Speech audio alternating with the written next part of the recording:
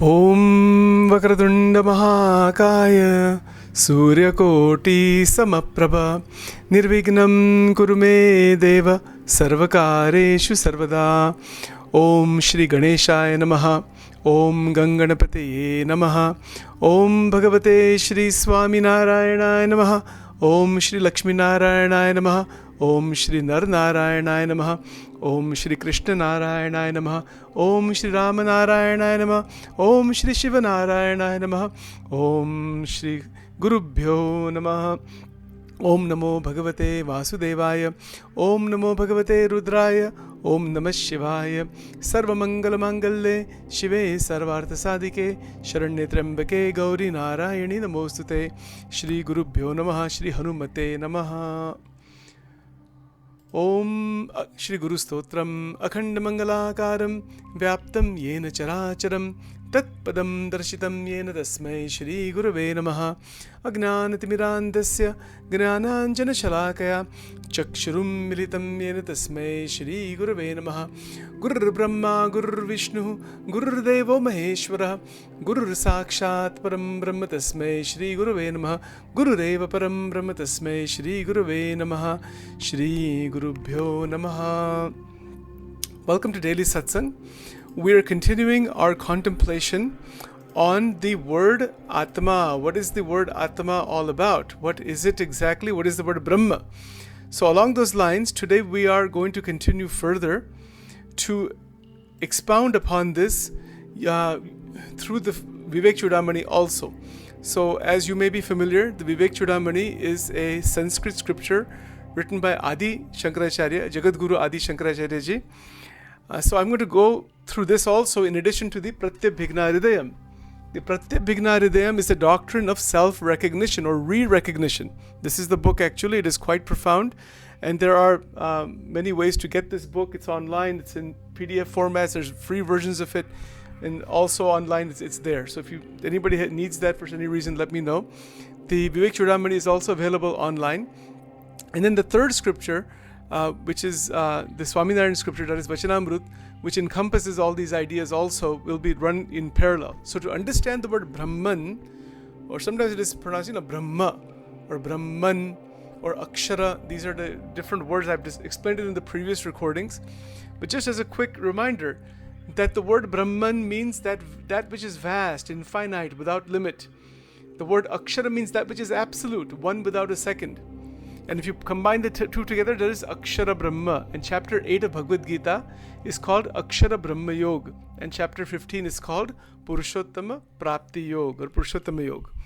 So along those lines, we are continuing our contemplation. Now to make this discussion and examination understandable without getting into too much abstraction, we want to make sure that even if we cover abstract ideas, as we have been doing, but they are very applicable, practical, and understandable here from our point of view, from where we are.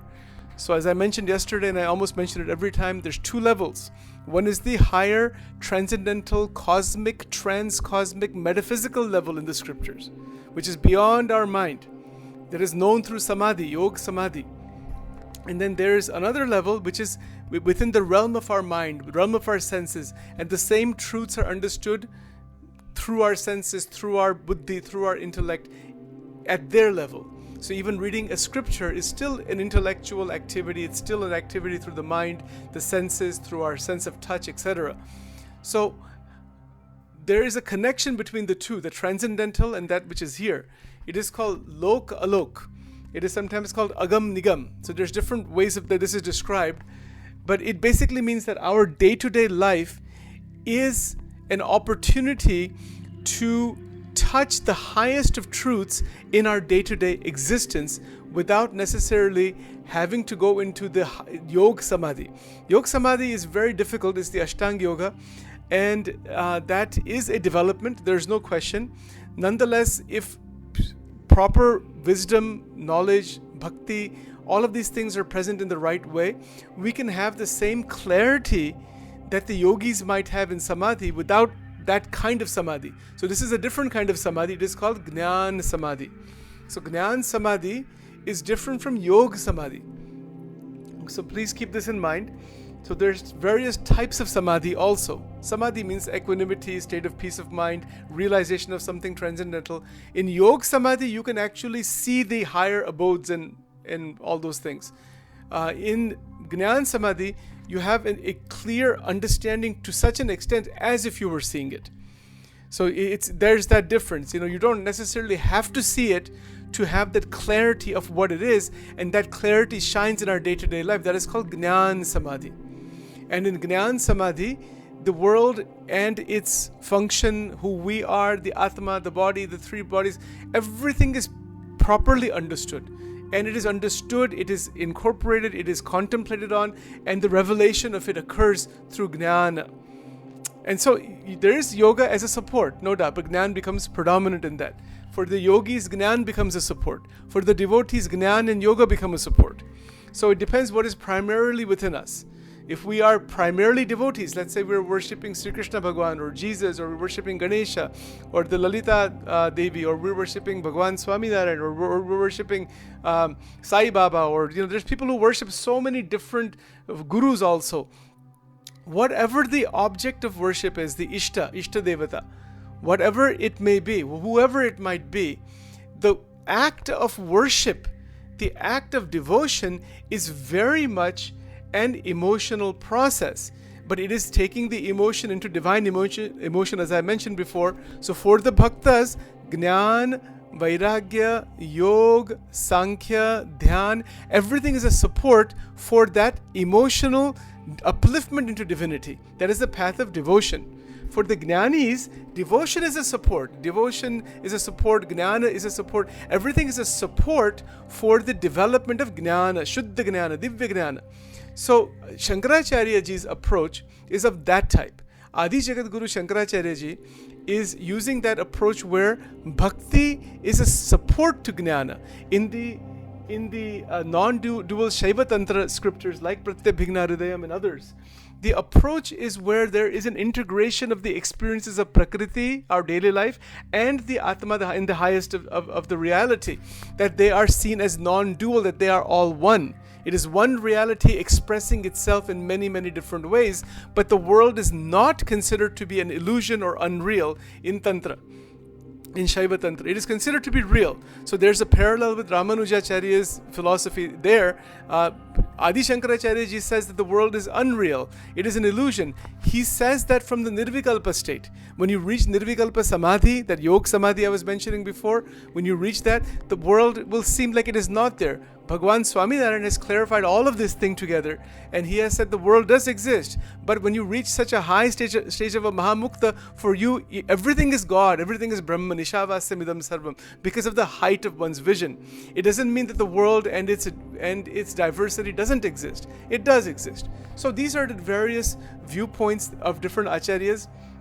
For us, all of these ideas are relevant in our day-to-day existence. They're relevant because we are living in the world of diversity. We cannot run away from that. We cannot reject that.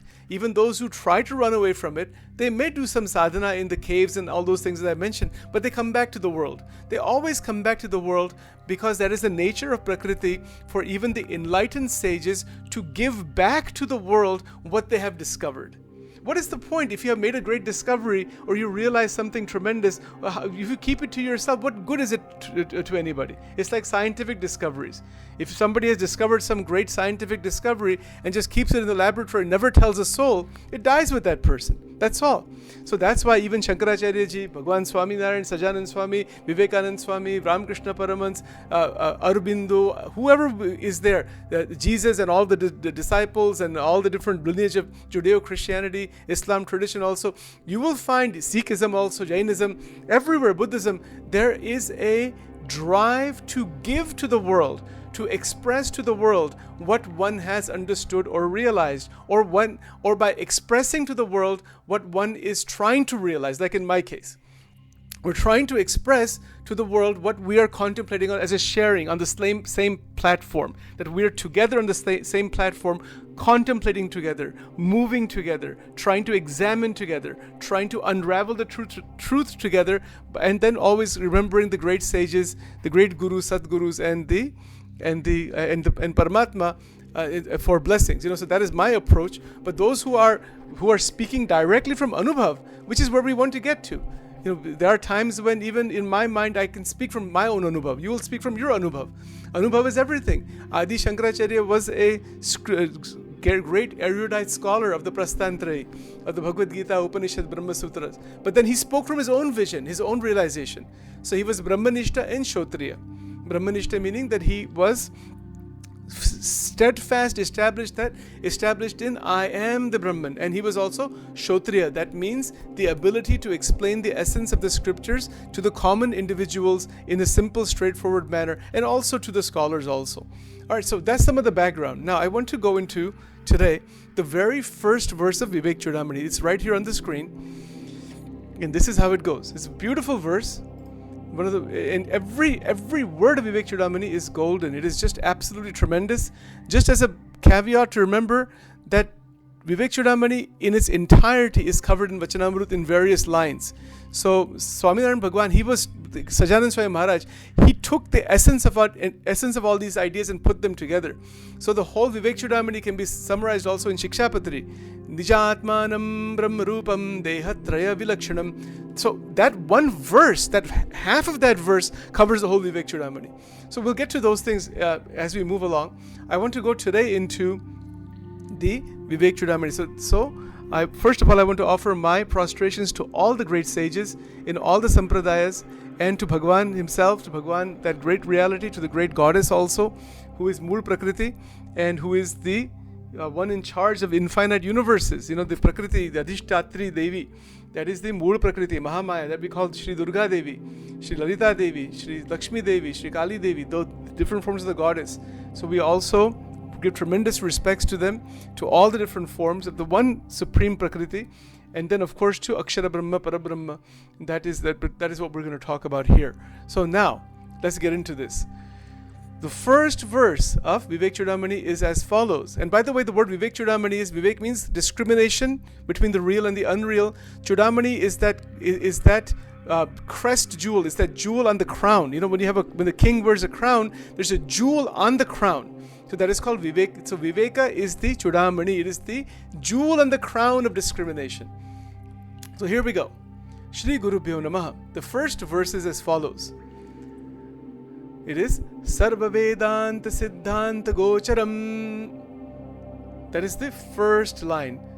Tam Agocharam Govindam Paramanandam Sadgurum Pranataha Asmi Aham. I have broken the whole words here. Okay, so Sarva Vedanta Siddhanta Gocharam. Let's go into what this means. So, first of all, the word Vedanta is referring to the Upanishads. It's referring to the end of the Vedas. The knowledge, the realization of the me, who I am the Atma, I am the divinity itself. So, Sarva Vedanta Siddhanta. So Siddhanta means what? That which is fundamentally true, eternally true. That is called Siddhanta. So the translation that is given perceivable through the suggestive import of the conclusions of Vedanta. That's one translation, not necessarily the best one, because the word Siddhanta means that which cannot be changed ever, that which is always present. Just like, for example, we have the law of gravity. We cannot change the law of gravity. It's just there. Similarly, the ideas in the Vedas and the Vedanta are not something that can be changed because they are spoken as a representation or as the eternity itself, that which is eternally existing, that is called Siddhanta. So Sarva Vedanta Siddhanta Gocharam. So Gocharam means what? That which is known, that which is within our realm of understanding. And then Agochar means that which is beyond the senses. So you will see, if you take a scripture like the Upanishad, it's within the realm of our senses. The Bhagavad Gita, even what we're doing right now, it's within our realm of our senses. That is called Gochar. Gochar means it's known to our senses. Agochar means that which is unknown to our senses, beyond sense perception. So what is that which is beyond sense perception? He's saying Govindam Paramanandam. So Govindam is the Paramatma Sakshat. That is Govindam. And Paramanandam means the highest bliss, divine joy. That is God Swayam Bhagwan. That is Bhagwan is Paramananda. So, the point here is that Shankaracharya ji is directly talking about infinite joy, Paramananda. He's talking about Bhagwan, maybe in a dualistic sense here, but he gets to non-dualism as we move along. And he's saying that the conclusions of Vedanta are agochar. They're beyond the senses. So that which is beyond the senses, how are you going to understand that? How are you going to see that? All we know is the senses. That's all. But this is where the words of the great gurus, that's why immediately the next word is Sadgurum Pranataha Asmi Aham. That means I am bowing down respectfully to my great Sadguru. And Adi Shankaracharya's guru was Govindapad, and his guru was Gaudapad. Gaudapadacharya, then Govindapadacharya, then Adi Shankaracharya ji. Again, it also shows the tremendous humility, humbleness, egolessness in respecting and giving all adorations to one's guru and to God in the beginning. Because otherwise Adi Shankaracharya could have said, Aham Brahmasmi, just I am everything. Why forget about Guru, forget about God, forget about this, forget about that. No, that is not ever done in any of the Sanatana Dharma scriptures. Because that can be perceived as an egotistical thing. It is also not good for the person writing that scripture. Just like how we have a dedication to a book. Why do we dedicate a book? We're giving respect to somebody. To our teachers, to our gurus, to our family, to whoever. That's why we dedicate a book to somebody, even when we write a book. So because it is never beneficial for anybody to be in an egocentric space and give a teaching to others. That's another great meaning in this. To give a teaching to others by remaining in an egocentric space is harmful to the person giving the teaching, and the teaching will not be received properly also, because there's an ego current there. So aham shunya, there's no ego, there's no place for the ego when spiritual wisdom is transmitted from one to another. There's no place for it. In this sansara, the ego seems to be predominant everywhere, but not here. That is the beauty of this. That which is beyond, we want to try to realize that which is beyond through our wisdom, through enlightenment, through just by closing our eyes for a few moments, or just by seeing the nature, we become enlightened. It's like Ramakrishna Paramahans, who, when he was very young, he saw these beautiful clouds in the sky, and he just went into samadhi just by seeing the clouds. Now, why doesn't that happen to us? Because we have too much noise in our head. Otherwise, God's beauty is present everywhere. So it is not that God is something later on, it's always present. But there is reality beyond the senses. The Brahman is beyond the senses, but as the Shaiva Tantra will say, that which is in the realm of the senses is also to be accepted, respected, accepted, and utilized for further development. 3 points. Respected. Respect that is coming through our senses. This is non-dual Shaiva Tantra. And even in other paths also, that is there. Then respected, probe into the nature of the experience itself, that it is limited, it gives a certain limited amount of experience. In Vachanamrut, in Panchala 1, Sajanand Swami Maharaj, he said, he has said the gradation, it is called Tartamyata, how much experience of joy is there all the way up to God. It increases as you reach God, it decreases as you go further away from God. That's the basic idea. There's some elaborate examples are given over there. So we are to respect our experiences, we are to learn from our experiences, we are to grow from our experiences, we are to cherish our experiences, all of them, not rejecting any of them. That is what Shaiva Tantra is teaching us. Please always remember, the word Tantra means to integrate the experience through the senses and the experiencer, that is the Atma. It has nothing to do with this crazy stuff that is being promoted about hypersexuality and all that. That's a distortion of this word Tantra. So it should not be misunderstood. That the word Tantra means to integrate, to pull together, to coalesce, to see the interconnections. That is what that word actually means. So it is my intention to try to use these words accurately and not just based on what the popular culture may have distorted lots of these ideas. So here we go. Now, this very first verse, the word Sadgurum is used. What does this word mean? Sat and Guru. We mentioned it before. Sat means truth. Truth means that which is always theirs. There is something there. It is not like in Buddhism. In Buddha tradition, there is nothing like truth actually. There's nothingness. That is a Shunyavad, it is called. So Adi Shankaracharya ji came to remove that misunderstanding from Buddhism that there is actually the Brahma Tattva. There is something there that is the infinite consciousness as opposed to nothingness. There is also a state of nothingness. It is one of the processes of Prakriti, and that is explained in somewhat detail in this Pratyabhigna Hridayam, that's Shunya Avastha.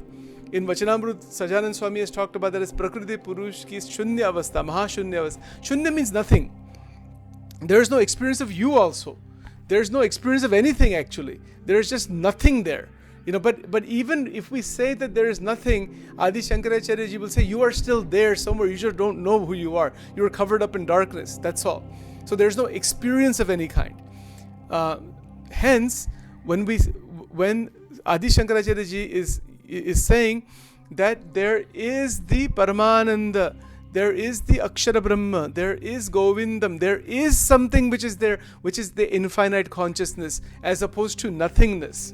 And then, of course, the manifestation of the gurus, which we have mentioned many, many times. The human manifested gurus which are present, they take human form, they come in human form as an avatar or as a great sage. The great souls come in human form to give guidance to the world. They come again and again to uplift the world out of compassion, or they are sent by the divine. It is by the divine will that they are present. So, Adi Shankaracharya ji in this very first verse is actually, this very first verse has everything in it. The whole Vivek Chudamani is actually encapsulated just in the very first verse, that the beautiful truths that I am the divine being, I am not a limited being with my distortions. And so to hold on to the conclusions of Vedanta, it's in Vachanamrut, Sajanand Swami said, hold on to spiritual talks. Many times, we are so interested in listening. We, meaning general public, is interested in listening to spiritual ideas, but they're not holding them inside. It's not the quantity, it's the quality. Even take one or two ideas, hold them inside, do your sadhana, do bhakti, continue your contemplation, link with Bhagavan through mantra, through bhajans, through kirtan, that linkage, so that whatever we're holding becomes solidified and it becomes part of our being, as I mentioned yesterday. Similarly, when Shankaracharya ji is using the word Siddhanta, Sarva Vedanta Siddhanta Gocharam, that means that there is no doubt that the Vedanta is a Siddhanta. That means it is a fundamental truth that can be realized while we are in this human body. This human body is very, very rare, and that is where the next verse comes into play, and it's actually verse number 3, but I will just skip this one for now. And it's verse number 3 where he says, Durlabam Tram Eva Etat Hetukam Manushtatvam Mumukshutvam Mahapurusha Saumshrayaha. He's saying that this human body is very rare. It's Durlab. See, the word is right here in Sanskrit. Durlabam. Who is saying this? Adi Jagat Guru. So there's no reason to disbelieve that this is true. Because there's at some point we have to accept some authority from someone that what they're saying is not lie. They're not lying about this. Why should Shankaracharya ji lie about this fact? Even Gunatitanand Swami said that Durlabh Manushade. Great sages have all said this human body is very, very rare. So if we just stay on that point, that this human body is so rare, it is so rare, if we recognize how rare it is, then we can begin to recognize that we have the opportunity to study an incredible scripture like Vivek Chudamani, like Vachanamrut, like so many scriptures, like the Pratyabhigna Hridayam, the doctrine of self-recognition, and so many others that are aligned with that we have a great blessing to be able to dive into these ideas. Most of the people in the world do not know anything about this, do not want to also know anything about this, because all they're running is blindly running after the objects of the senses. That's all. That's why even here he says Agocharam Govindam Find that which is Paramatma. What is the point in running after these objects of senses endlessly and then dying one day, obtaining what? Some limited experience and then dying at the end. No. The sense experience is utilized to realize its limitations and go beyond. So this is Brahma Vidya. We are talking about the Atma and the Brahman now. We want to try to examine what is meant by who am I? What am I? What is that infinite consciousness, and what is the Paramatma also beyond that? All such things that we are looking into. So we can see here that Adi Shankaraji, before he actually begins the scripture, he is bowing down respectfully. Pranataha. Bowing down. There's a sense of dualism there. Why dualism? Me and the Guru. It doesn't mean that they're not the same. They are. Yes. But there is also tremendous humility, respect shown toward one's Guru. It is not simply shown. It is held inside, felt inside. When one has a true, fully enlightened sage in front of oneself, at that point, all one has to do is to sit at the feet and literally leave the mind at the feet of the Guru. That is very difficult to do. We can learn from all our Guru in that sense. But there is something called Sadguru. Sadguru is a different matter than just Gurus. Gurus are so many. We have so many teachers. Satguru or Sadguru means that which is that being that is holding God constantly. That is a Mahapurush, a Satpurush, individual who is no longer stuck inside the limitations of the world, who can see things from all sides, who is a doorway to moksha. In Vachanamrut, it is described in Garada Pratham 54, very famous Vachanamrut in Swaminarayan Sampradaya, that this Satpurush is the doorway, mokshanu dwar. It is the dwar means the doorway to moksha. So without Sadguru, it is not possible to enter into moksha, because the Sadguru is teaching us the actual essence of the scriptures and is living that life also. There are people who try to teach this without living it, and there's people who try to live it, but they have difficulty teaching it.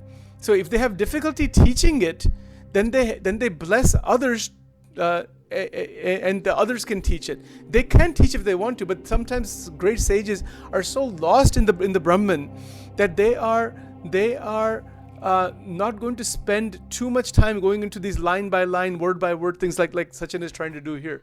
They will speak a few words here and there, a few lines, and that'll be enough. Then their disciples will pick it up from there. That has happened many times. But then there's also other great Sadgurus like Adi Shankaracharya ji, who is both, who is a great scholar, a great poet, a great sadhak. I mean, but as a sadhak you will see that also. But he's an enlightened being. Some consider him as an incarnation of Bhagavan Shiv. All of these things we can see. So he is a total combination of all these tremendous qualities. Even though he is such a combination, he has realized that whatever he is because of the krupa, the anugraha of Satpurush, of Guru. That is the best attitude. I'll just put a caveat. If somebody doesn't have a particular guru, doesn't have Shraddha in particular guru, no problem. Make Hanumanji your guru, make Bhagwan Shiv your guru, make the goddess your guru, make Bhagwan Sri Krishna your guru. Those who believe in Swaminarayan Bhagwan, they can make him your guru. Those who believe in any enlightened sage, you can make guru. If you feel the connection, you make guru. You can always make even the book a guru too. You can take Vivek Chudamani and say, this Vivek Chudamani is everything for me. There are people like that. And they keep a small image of Adi Shankaracharya ji. They might keep Ganesh ji, Hanuman ji, and they progress that way. It is up to you. The choice is yours. Sachin is not saying anything. The world is wide open. All I'm presenting to what I have understood.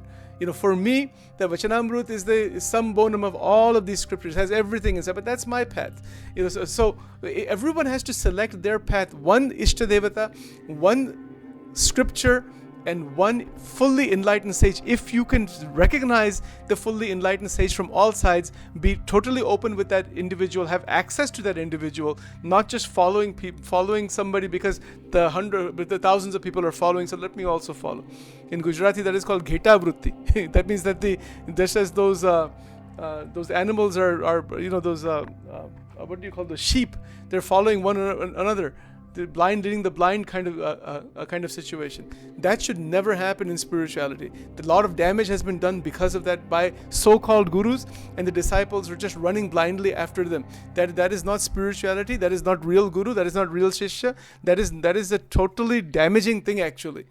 So that should never be done. That is my opinion. Following somebody because thousands of people are following. What is the point of that? What is your experience?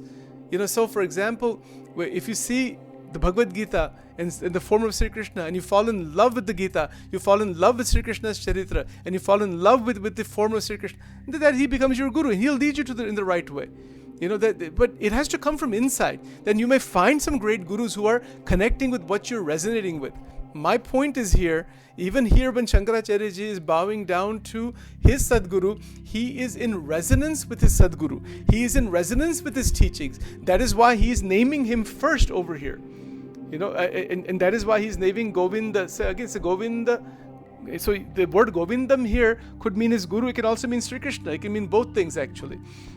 And he's saying Paramanandam. That Adi Shankaracharya, he realized his guru is Paramananda.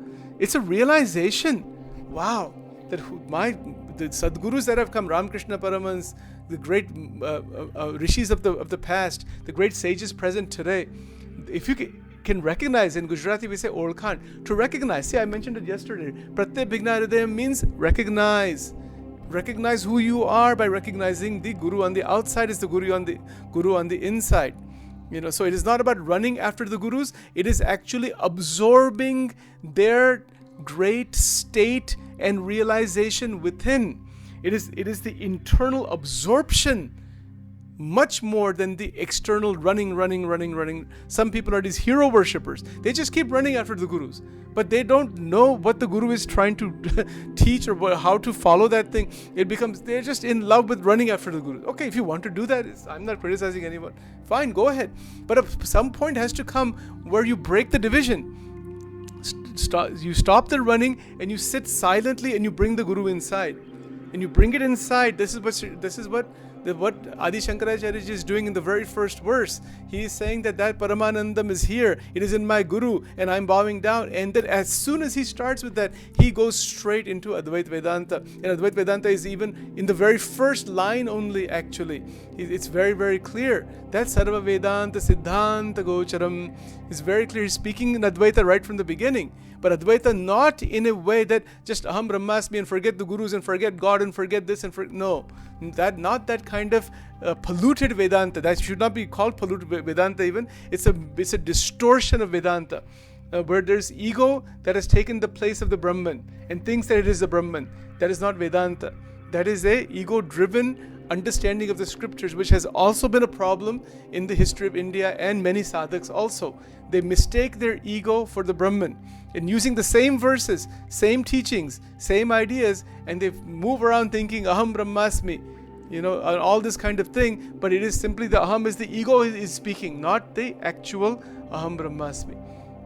Very dangerous. Advaita Vedanta is very dangerous. That is why Bhagavan Swaminarayan, he has not rejected Advaita completely, but he has stated that Advaita, it takes you to a certain point, but you must never lose Upasana of God. Keep Upasana alive. There's no reason to think you are the supreme and there's nobody beyond you. It's always good to think that there's somebody beyond me, that Bhagavan is beyond me. Just that idea, God is beyond me. I may be Akshara Brahma, but Parabrahma is beyond me. If that feeling is even maintained, the sadhaka is protected from ego. There's a psychological reason behind why Vishishtadvaita and why some of the acharyas after Shankaracharya ji gave a different approach other than Advaita, because Advaita was misunderstood. Just like Buddhism got misunderstood, Advaita got misunderstood, and that created many problems. So people had to come again, and great sages came again to try to fix the damage, essentially. Otherwise, you start thinking you're God, and the ego is taken on God. That state of God, it's meaningless. It doesn't mean anything at all. It's just an ego reaction, and then from there, abuses have happened. So in the garb of the sannyasis, they're not true sannyasis. They have abused people. They have hurt people. They have hurt women and all done all kinds of terrible things. Even when Ravana came to take the Sita Haran, what clothes was he wearing? He was wearing the clothes of a Brahmin, of a sadhu. He came as a very humble being, but he came in that vesh, in that particular garb, because that was what the external society respected. And then he took Sita that way. What is that teaching us? That do not trust people just because of their clothes, just because of marks on their forehead, because of their hair color or hairstyle, or even because of how much they're speaking or how well they can explain the scriptures. People get impressed just by the exposition of the scriptures. Bahut gyani hai, bahut gyani hai. But that's not jnana. Even Sachin can speak for thousands of hours on this. It doesn't mean anything at all. That's okay. It means something. It's an effort to contemplate. But just because somebody might say to Sachin, you're a Gnani, doesn't mean I'm a Gnani. I may be, but I may not be. I have to see myself. Is my mind going in 1,000 directions and trapped in a million places? Then what Gnan is there? You see, but if it is not trapped that way, and it is an evolution from within, you see, this is not something that is externally known as such. It is an internal realization. In Gujarati, in Swaminarayan Satsang, we say, Antarni Akhoti Guru ne Olakha, means recognize the great sages from your inner eyes. Recognize these words, these scriptures, the state of the great sages from the internal eyes, not simply from the external language. There are so many who have given so much extensive exposition on thousands of scriptures. Yes, that is a play of the intellect. It's good, very good. But the realization of the Atma, if you were to ask them, have you realized the Atma? They could say yes. But if they're honest, most of them would probably say no. Because it is not a matter of intellectual juggling. It is a great evolution of consciousness from within. And the Atmic realization is directly experienced as Paramanandam. Just as it says right here. Paramanandam, see Govindam, Paramanandam. How beautiful. How tremendous. See, Adi Shankaracharya ji is not speaking just from the intellect. He is speaking from his realization in the relative world for the benefit of the samsara. And because in reality, why is he even writing this? Why is he even teaching this? Because of the relative world. There's duality in this world. But he's speaking about non-duality within apparent duality. That is the most interesting thing. So we'll get more into that later on. So we will stop this here today. Otherwise, this will go on for the next many, many years without any break. So let's stop this right now, and then we will continue tomorrow.